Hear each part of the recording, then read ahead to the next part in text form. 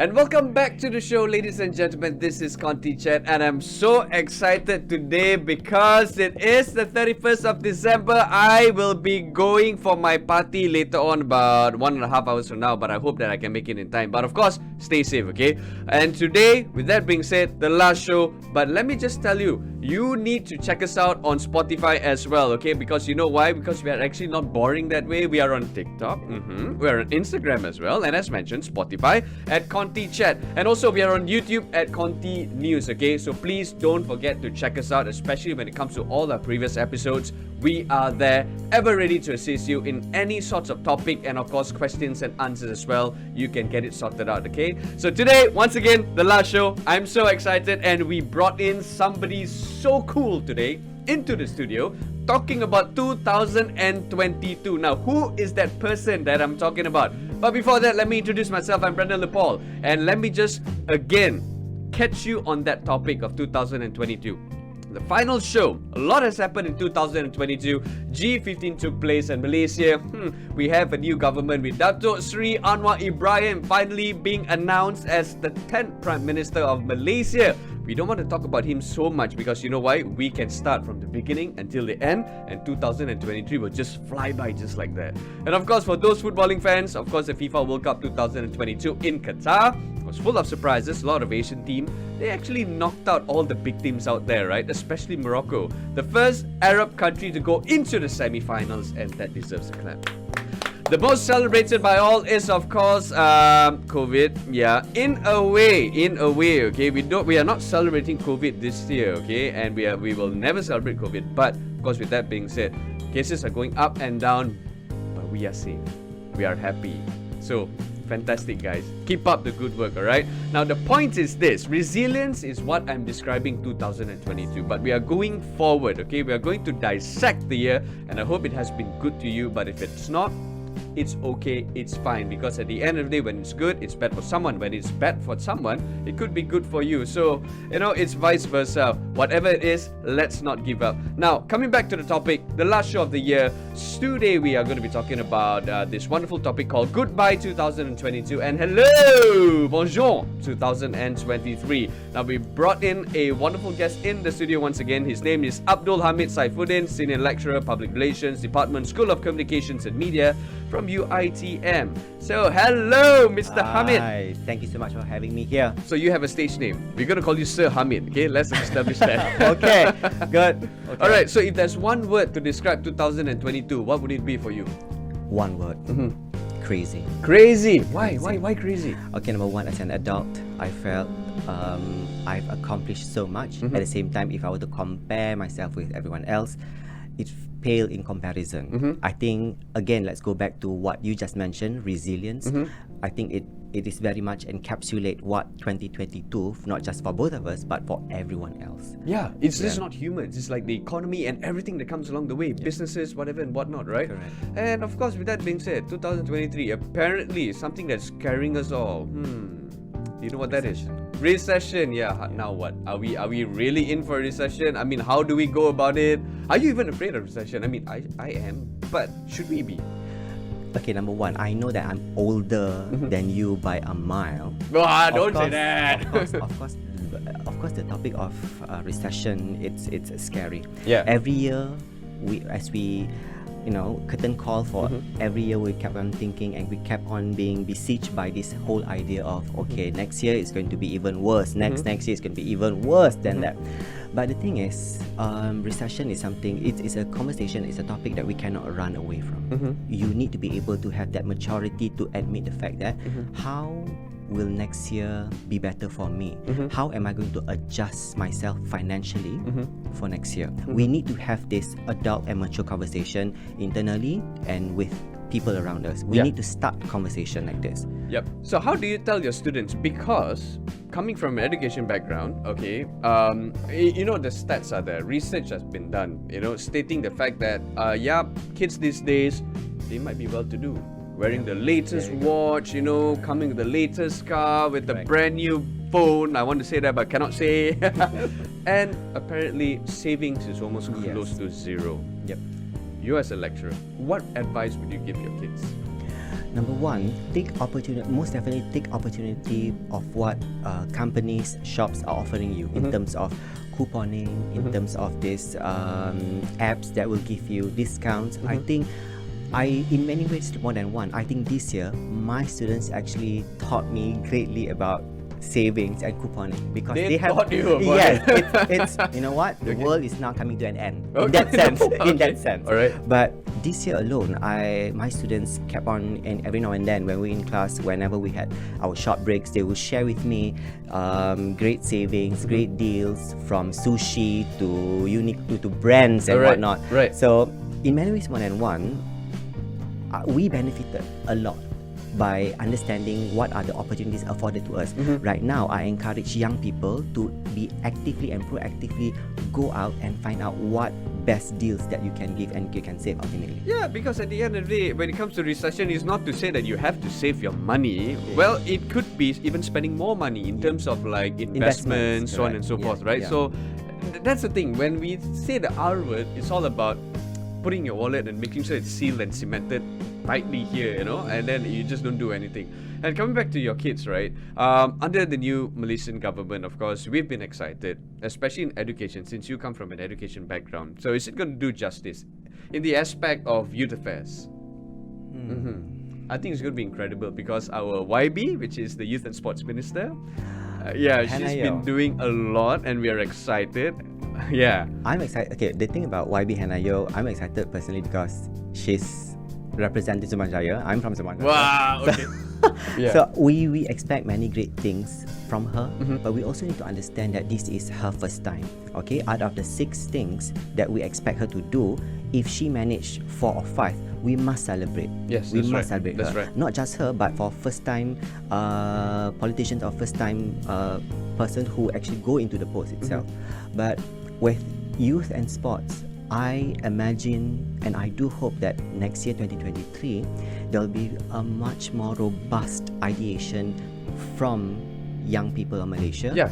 Okay, and they share them on socials, and I do hope that youth and sports minister and people who actually mind this portfolio actually take into consideration, actually constantly and proactively look into what are the needs and wants and demands from Malaysian young. Well, she posed a good example because at the end of the day, when it comes to different kinds of sports, she goes down to the grassroots level and to listen to that person, you know, and to get opinions, so on and so forth. For example, she met Dato' Azizul Hasni Awang, our pocket rocket man, to get some of his point of views and how to actually spearhead the sports initiative and strategic in the country as well. So when it comes to you, I'm sure you do that with your students, right?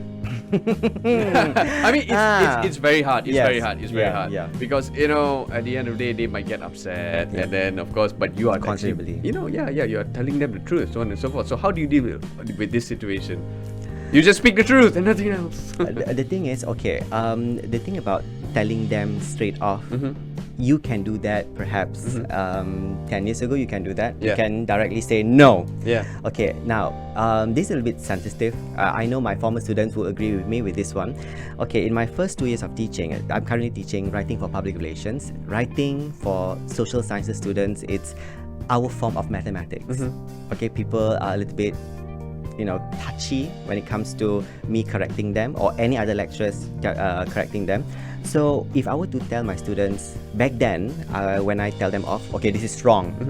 But now, instead of saying wrong, I would say, I sugarcoat a little bit, just a little bit, Brandon, just a little bit. I would say, instead of saying it's wrong, I would say, this is a little bit off tangent. Oh. Wow, okay. Okay, so this is what you're trying to say, but this is actually what you felt. Write it this way. Yeah. Because again, Gen Z especially, they are maturing much faster than we used to. Okay. So I don't want to make sure, okay, whatever I say, I don't want them to feel that it is being taken out of context or wrongly. So I have to be very mindful with the way I say things. Right, fantastic. Now this could be taken out of context also as well, okay? Because at the end of the day, we are talking about this stereotype punya statement lah, you know, that reads and says that Malaysia is a country with first class facilities, but third class mentality. I'm actually not necessarily happy with that statement. But of course, ladies and gentlemen, on Conty Chat, we will come back and we will get his opinion, Sir Hamid's opinion about that statement, okay, that unnecessary statement. But is it true or is it not? Stay tuned to find out more right here on Conty Chat.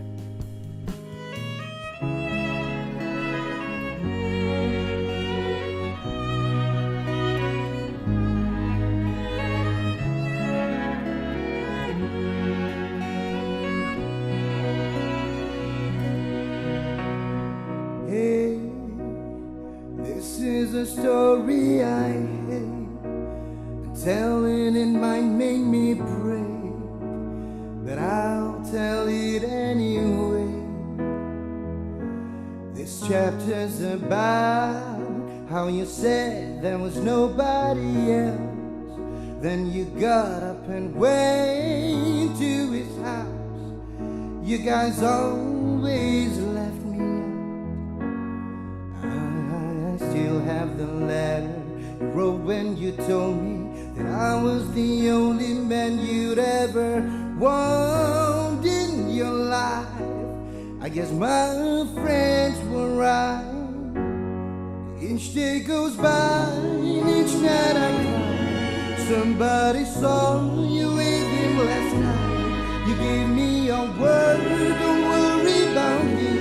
You might love him now, but you love me first. Say never hurt me, but here we are. Oh, you swore on every star. How could you be so reckless with my heart? You checking in out of my heart like a hotel, and he must be perfect, oh well. I hope you both go too. I still have the letter you wrote when you told me that I was the only man you ever want in your life. I guess my friends were right. Each day goes by, each night I cry. Somebody saw you with him last night. You gave me your word, don't worry about him. You might love him now, but you love me first. Said you never hurt me, but here we are. Oh, you swore on every star. How could you be so reckless with my heart? How could you be so reckless? How could you be so reckless? How could you be so reckless with someone's heart? Hey, this is a story I hate. Told it to cope with the pain. Sorry if you can relate.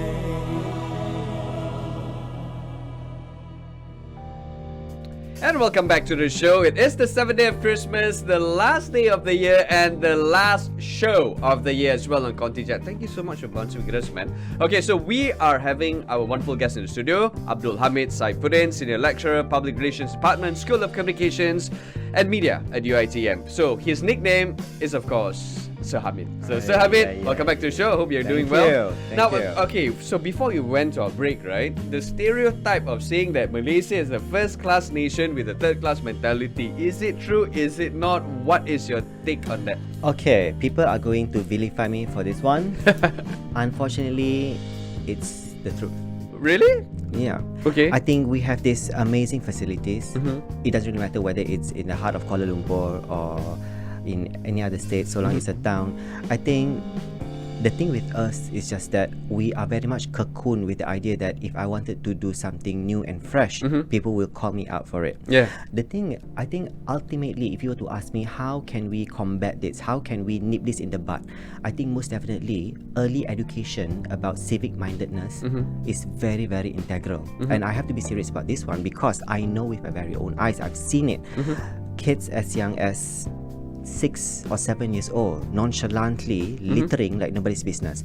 Why? Because it's the community that bred him to be so, and then it's their nearest kin, perhaps their parents actually did the same thing, and they emulate it because one might want to lead by example. Which brings me to this: in order for you to have this civic mindedness, in order for us to curb this so-called myth of first-class facilities but third-class mentality, you need to teach them when they're young. I recall there's this one TV show in Japan, how they inculcate this civic mindedness, and also individuality embedded. I don't know why I want to say Doraemon. At the back of my head, but it's not. It's not. At the back of my head, it's there. Okay. So this reality TV show actually narrated of the fact that kids were given simple tasks to buy veggies, groceries, and whatnot. In Malaysia, dare I say, that we don't have that. Okay. If it boils down to the fact that if you wanted to do something new, something out of a little bit out of the norm, we will really fight for it. Yeah. And I seriously believe that civic mindedness, morals, and manners should be inculcated at this developmental stage. Kindergarten and in primary school especially, because by secondary school, it's a little bit hard to mold them. Definitely, because they have already shaped that way. But of course, it's not just parents and the next of kin. We as a society as well, we have to actually guide them. And guiding it goes a long way. You cannot just tell them off and shut them off and say, hey, you're doing it wrongly. You better do this way. But of course, what I'm trying to say is be a more responsible friend. Oh yes. yes. Right? Yes. Correct. Now, on a lighter note, traveling, going a long way. Yes, let's talk about football right now. It's your favorite topic. And of course, my friends are going to tune in. Trust me, my friends and my students are going to. Well, the reason why we're talking about football, right, is because we've the Qatar World Cup 2022 is deemed like the best World Cup ever. But is it really though? I tengah sakit hati ni, okay? But of course, at the end of the day, there's something that we can actually take away from this, especially from the aspects of playing football here in Malaysia. Okay. Do you think? Wow, okay, this is going to be a sensitive question, but why not, right? It's the end of the year, anyways. Yeah. Forget it. No one cares by anyways, tomorrow. yeah. Do you think that you will actually see Malaysia one day performing at the World Cup, playing at the World Cup? Okay, I am eternally hopeful. Eternally hopeful. You need to understand, Brandon, I am not your average footy lover fan. It's okay, it's because fine. I just found out from my students yesterday that we need 11 people on a team. To play football. But I do remember there's this one tournament where the late Mokhtar Dahari was played and he played and he represented Malaysia, and he represented well. He represented not only brand Malaysia, but he encapsulated the spirit of fair play and a true blue football player playing for a team, playing for the country. Right. So I understand where in Malaysia right now there's a lot of quarrel and debacle about football and whatnot. I think the thing I wanted to ask the players, are you in this for the long haul? Are you in for the money?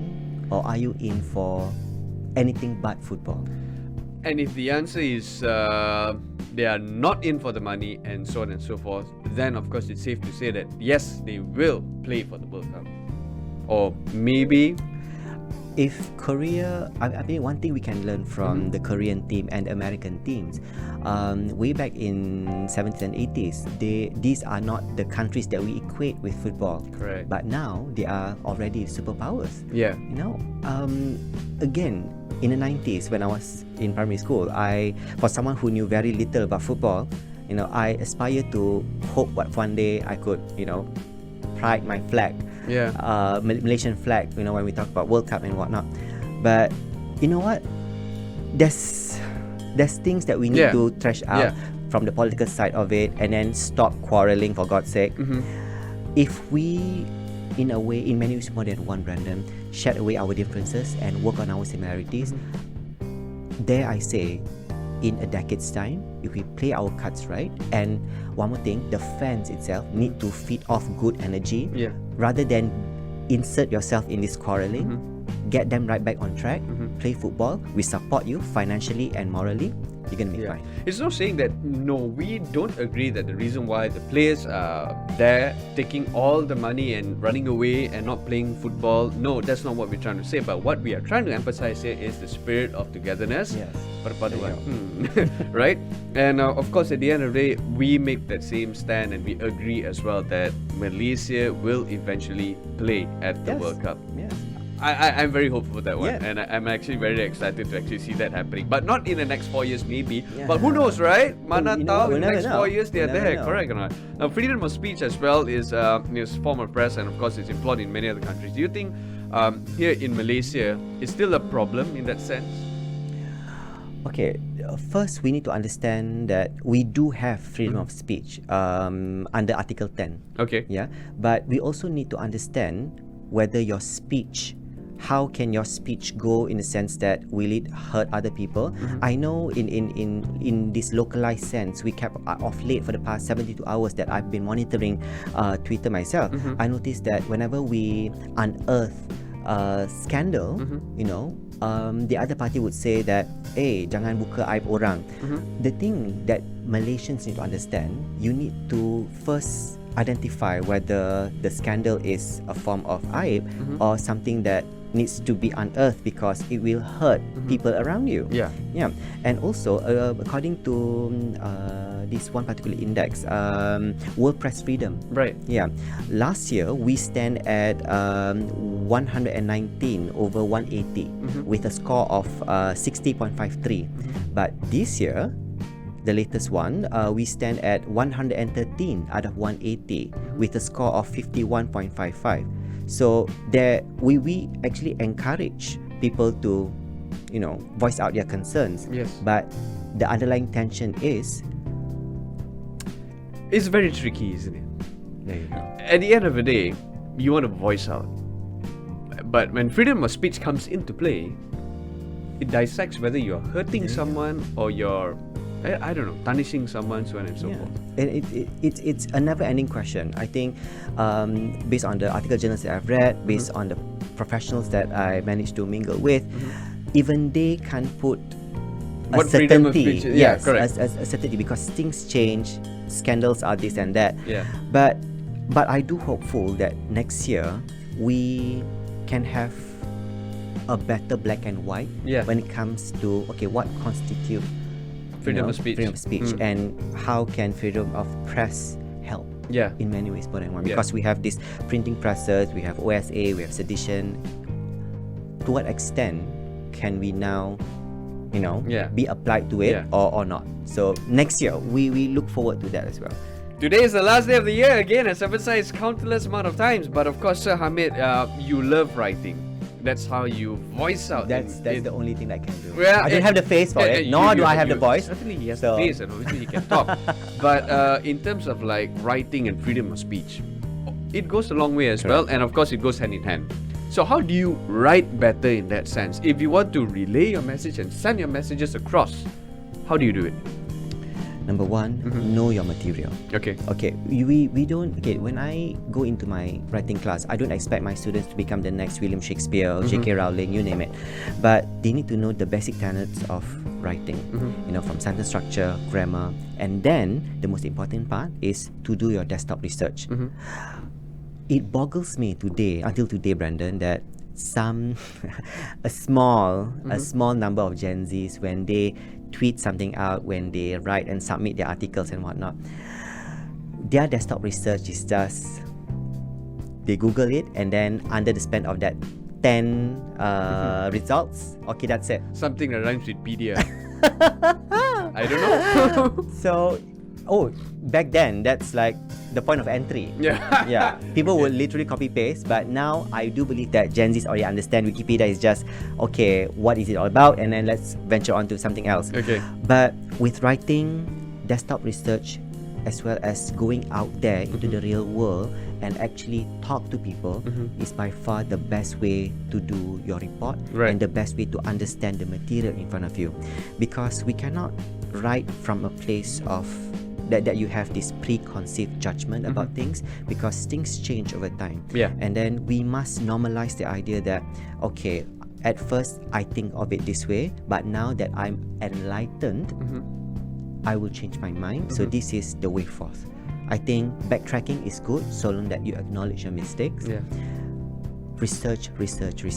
And Because people most definitely will pick the very thing that you write or say. Yeah. Receipts. People, Gen Z, receipts. There you go. Okay. We are speaking in a language now. And also, please don't be a keyboard warrior. Okay. So Please, I'm begging of you, please. Please. research first, because at the end of the day, whatever that you type is all black and white. Okay. you But of go. course, very briefly before we wrap up today's show, your hopes and aspirations for Malaysia next year moving forward. Okay. Most definitely access. Access to opportunities given in Malaysia. Okay. Equal opportunity in terms of education, in terms of job opportunities, in terms of whatever career prospects that you wanted to pursue. Go for it. And I do hope that next year we'll be seeing Malaysians will rally together and in support of our fellow Malaysians. Right. Because I think of late that we are lacking in supporting our fellow countrymen, which is very poor. I Yeah. think. Okay. So thank you so much, Sir Hamid. Okay, very briefly, your New Year's wishes. Happy New Year. Of course, Happy New Year. Merry belated Merry Christmas. Christmas belated. This is belated, correct? Okay, because and also my next year, I hope that we are going to go into 2023 being happy, and then we love everyone, and then we treat each other kindly, and most definitely less judgment and more action. Exactly. Thank you so much, Sir Hamid, for joining us. He is the Senior Lecturer for Public Relations Department, School of Communications and Media at UITM. Wow, okay, so we have spoke a lot on Conty Chat, not just on today's show, but previous episodes as well. And we thank you so much for actually being with us. And because of you guys, we are here. So if you want to be on the show, you can let us know as well. If you want us to dissect the topic, you can let us know as well. Taking this wonderful opportunity from all of us at Conty Chat, especially my bosses and my producers behind the studio, being hand in hand together with us and to make sure that this show goes on really well. Taking this opportunity again to wish you guys a wonderful Happy New Year and Happy 2023. Stay safe, and I will see you next year. Bye bye.